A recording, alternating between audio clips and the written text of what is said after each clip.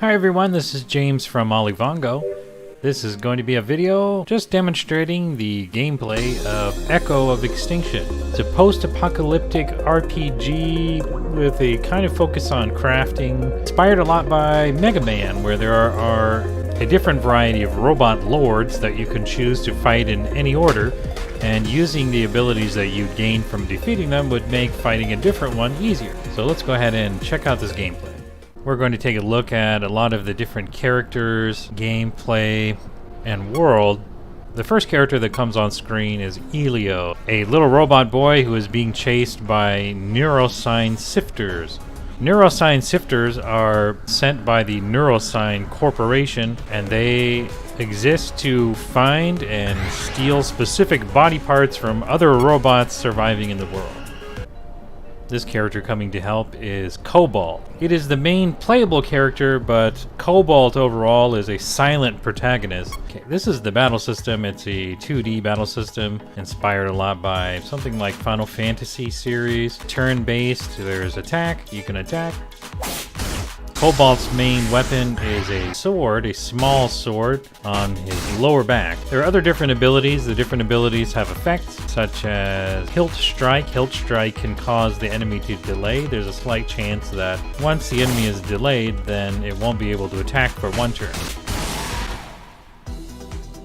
Elio's main weapon is a gun that he received from his father. Now that we can move around, you can perform a manual melee attack out in the field.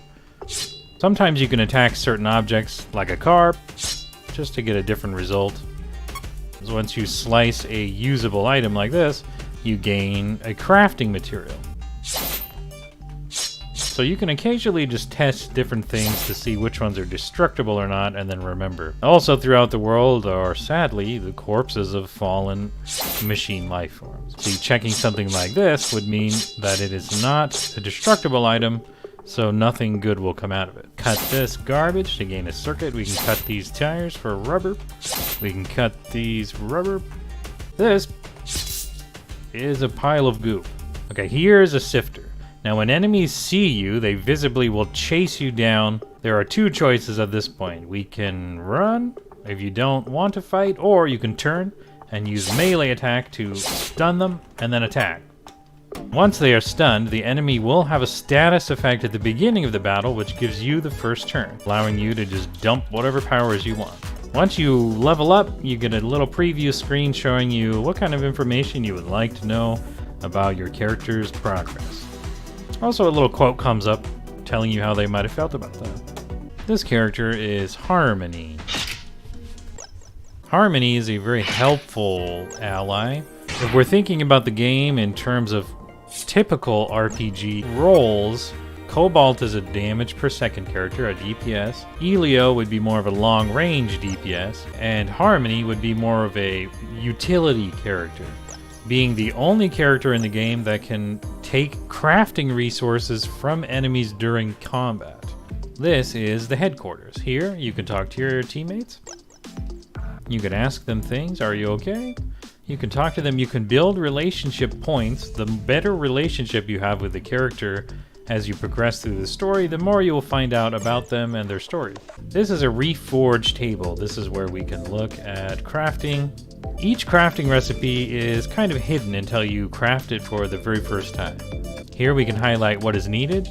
So we need 5 circuits, 4 scrap metal, and 5 plastic. In order to craft this mystery object, we need quantum alloy and bits. Bits are the version of money in this game. The rarity of the items are following a very basic standard format. Gray is common, green is uncommon, blue is rare, purple is very rare, gold is legendary, and pink is unique. These are very hard to craft weapons, but are extremely powerful, game-changing weapons. They do come at the cost of quantum alloy. Quantum alloy is a very coveted item, very rare. There's a limited number of them in the game, so you need to choose what you want to craft and for who wisely. In that way though, the game is slightly built for replayability. Each item has its own legendary categories, unique categories. helmets, light helmets, heavy helmet, body. Modules are kind of accessories you can put on characters to add additional effects. They can be very helpful, like preventing hacking or viruses on a robot. Important items. These are hidden, but I will tell you now, thanks for viewing. This is a little tip for you, is these are how you create additional party members. Further in the headquarters here, we can completely customize it any way we want. Say we don't want this pile of rocks, we'll pick it up. We don't want the big furniture, we don't want this big metal crate. Let's get rid of it. There is a warning, is if you remove a big metal crate, you can never put it back. But you will get crafting materials, which you can then use to make either new furniture or equipment. So either way, it might be in your best interest to remove the gigantic furniture. This tablet, or object, will allow you to change the lights. So you can change it to, I don't know, green. Let's do green. I like green. And you can change the music. Right now, we only have these many songs unlocked. The further you get in the game, or depending on which boss you defeat, you will unlock that area's music. Now, when we go into our inventory, we can look at all of our furniture. So if you want to just put some scrap, I don't know, on a table, why not? You can do that. This is your base. You want to put a schedule sign, I don't know, on top of Elio? Why not? Nobody's stopping you from customizing it however you want. It's all you.